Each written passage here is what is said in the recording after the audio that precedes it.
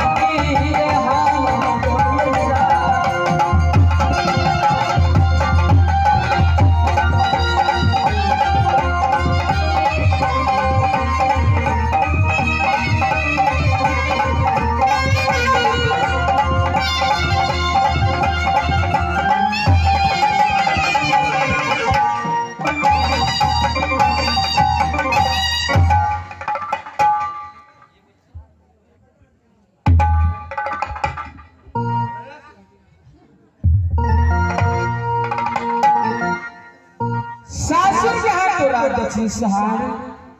ससुर जी के नाम राजा तुरलमल सिंह, भाई परमात्मा सासू के नाम शक्ति सुनैना, ननद के नाम कहा तो शक्ति अग्रणी, सारे नाथ के नाम अपना मुखार से किनारे वही परमात्मा। कोई भी पतिव्रता सती नारी होता अपना पति के नाम अपना मुखार से मिलता। ईश्वर इस समय में कहा तो सामे ना चाहिए से हिपुर से गुनाह करा के दक्षिण शहर में लो ने हमरा साथ में कबो भर को बदलो ने कबो मोहब्बत घर के पीद पूरा करा। इस समय में सामे ना छोड़ के चल गेला,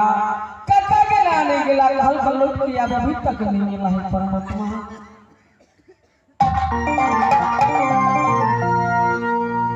जहिया से कवना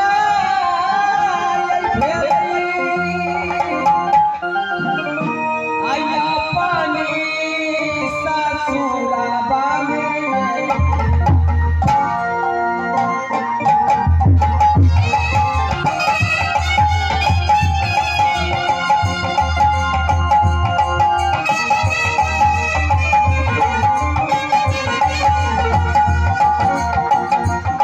जहिया